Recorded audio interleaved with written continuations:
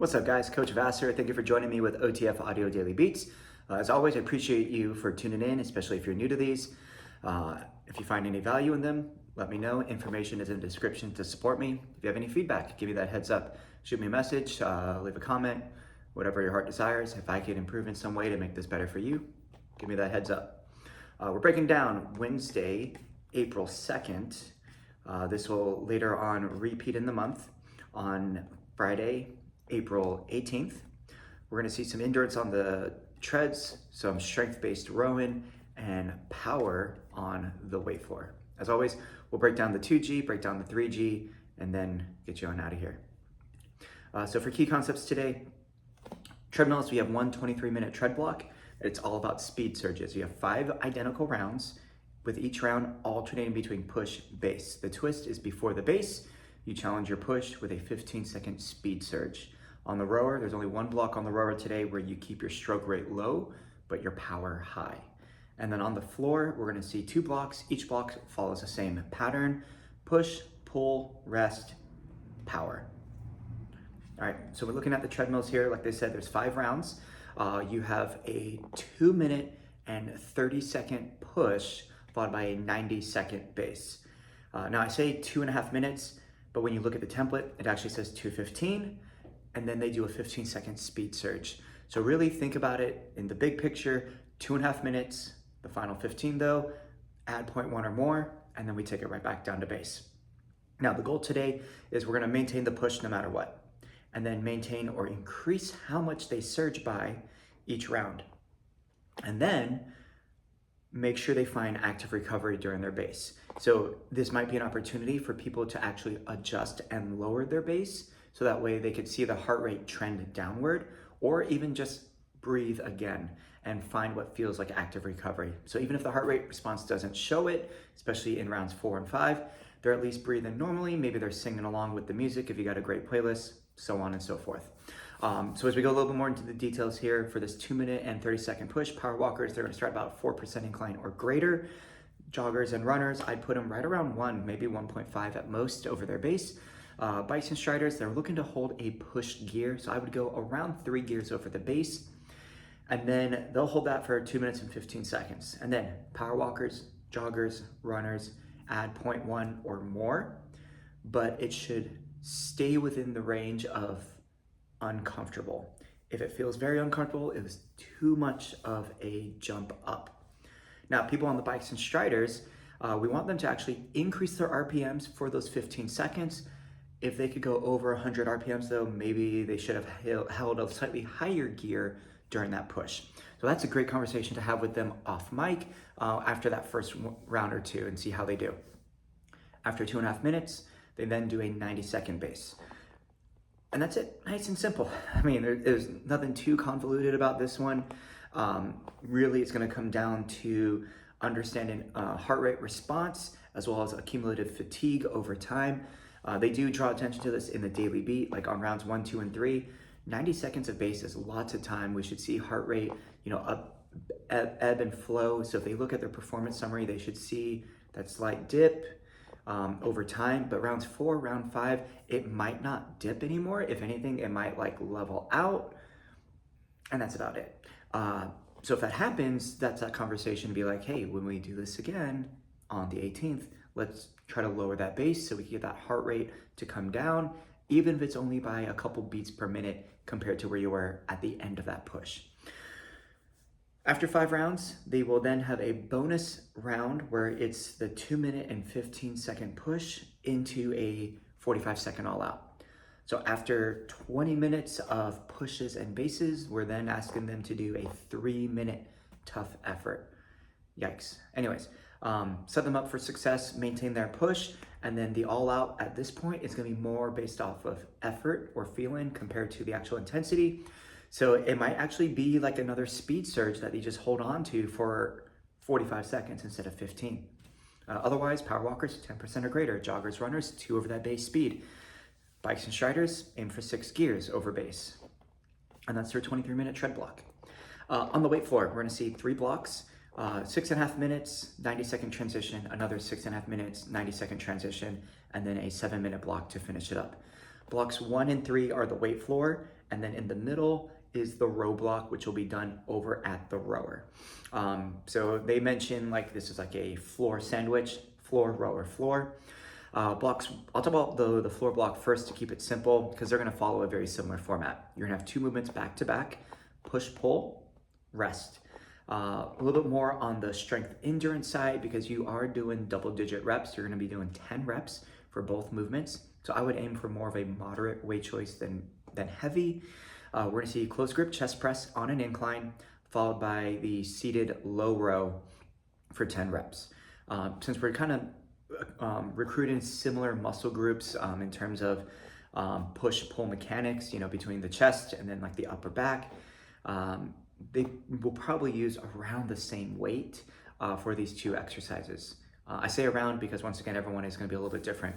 Once they finish that, they take a recovery and then they're gonna do the dumbbell high pull with power. The first round is gonna be 10 reps.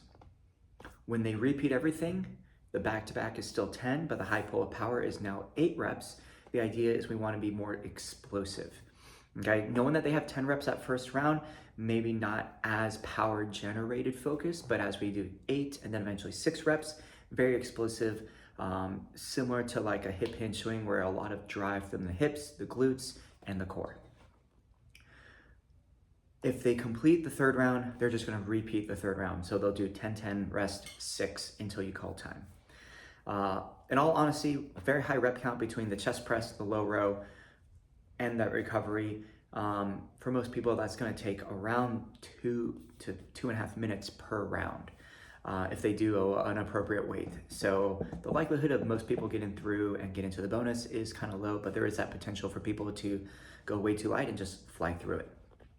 The 3rd floor block is set up the same way, but we're gonna see incline chest fly, and then the high plank alternating dumbbell tap. And this is where they're tapping out in front. So the actual weight choice does not really matter too much. I jokingly tell people this is your chance to grab the 80-pound dumbbell, makes it look really impressive.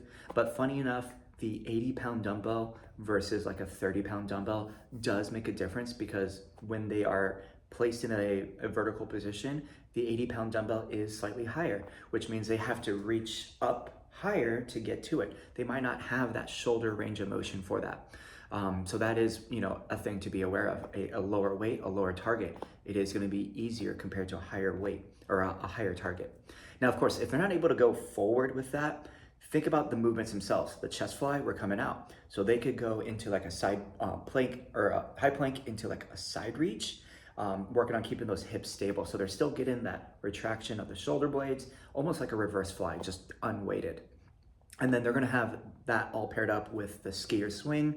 Similar to the high pull, they'll do 10, 8, 6. I've talked about it in the past, but with the skier swing, primarily, yes, it's a hinge-based motion, but when you look at the VVA, very much squat focused. And that's why I tend to tell people like, hey, your option is to do a speed squat because the movement pattern that they see on the VVA matches that. So that's one way to coach it. You could also coach it as a true hip hinge swing, just the weights on the outside. But a lot of people, they see the screen, that's what they're gonna do it to. No matter how many times you remind them over and over and over on the mic, they're just visual. They see that, that's how they're gonna do it. In the middle is the row block. So we're gonna see 6 minutes and 30 seconds here. My recommendation is to have them take a dumbbell with them to go to the rower and do this at the rower. They're gonna start with a 200-meter push row, 22 to 24 strokes per minute. And then they're gonna pair that up with that single arm neutral grip thruster with rotation. So one dumbbell, palm is turned in, full squat all the way down, crease of the hip below the top of the knee. As they punch, they drive, they rotate. Whichever arm goes up, that's the foot that should pivot to protect the knee because you want the hips and the chest to rotate towards that direction. They'll do all 8 on one side, 8 on the other. Very power-based movement from the full body, which is gonna make it that much more challenging to maintain the intensity on the rower at that stroke rate. In a perfect world, they're gonna do both movements, rest, and then do it again. And the reason for the rest is one, the row is a push row, it's uncomfortable. The dumbbell movement is a power-based movement. It's gonna take a lot of energy out of them. They're gonna need to recover before they do it again. So they finish that, they go back to the floor, they do block 3, and then the finisher, this is for all those members who ignore the finisher and they hold a plank. Well, that's their day. High plank or low plank, it's their choice. And they'll do that during the 45-second all out. And there's the 2G. When we look at the 3G, treadmill is 1 long block, 14.5 minutes. Rowers and weight floor, they're gonna be 2 blocks here, 6.5 minutes for each of them. Tread side, it's exact same thing. Nothing's different, except for there's only 3 rounds instead of 5, and then the same bonus with an all out. However, the all out is only 15 seconds. So 2.5 minute push, last 15 seconds, so that's beat surge for 15, 90-second base. Do that rounds 1, 2, and 3, and then for the bonus, 2 minute, 15-second push into a 15-second all out.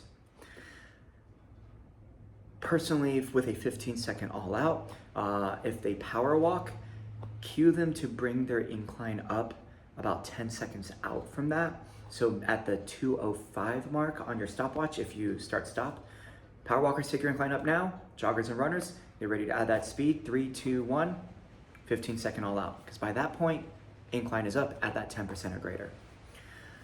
When we look at the rower side, 2 blocks here. Very standard when it comes to like a strength day. Block 1, we're gonna use a 1-minute countdown. Their goal is to maintain a 22 to 24 stroke rate, and they're trying to match or beat their distance every round. When they finish, we're looking to do a med ball squat to upward rotation. So this is where they squat, they rotate and press, similar to like a thruster essentially. They'll do 8 one direction and then 8 the other. The big thing when it comes to this, when it comes to match or beat their distance, is the first row. We want them to actually have a slightly lower stroke rate because then they're gonna lose some of that momentum. But on the second and third attempt, have them try to, if they can, either increase leg drive or increase their stroke rate. Because that's gonna allow them to keep the water moving, which means they're gonna keep collecting distance at a quicker pace. Block 2 is the opposite. You're gonna do a 200-meter push row, and then single leg calf raise with the med ball overhead. So a lot of balance work. That overhead position, they really feel off-centered. Bring it right here as they do that single leg calf raise. Now for this one, we want them to do the opposite because we're gonna count and beat their stroke count. So we want the water to do more work for them. So they might start with a higher stroke rate for that first one. It might take more strokes to complete, but then every round, lower the stroke rate, maintain power. That way, after that stroke is done, the water is still spinning, it's still collecting distance for them, and they should be able to complete it in 1 less stroke. And they'll repeat that until the finisher, which is a 15 all out. Weight floor, both blocks are the exact same thing as a 2G, so I'm not gonna talk about that. Except for the finisher now is a skier swing instead of the high plank or low plank. Oh darn. Anyways, that's all I got for you guys for this Wednesday, April 2nd. Once again, I'll repeat on Friday, April 18th. Any feedback, let me know. Otherwise, coach it down.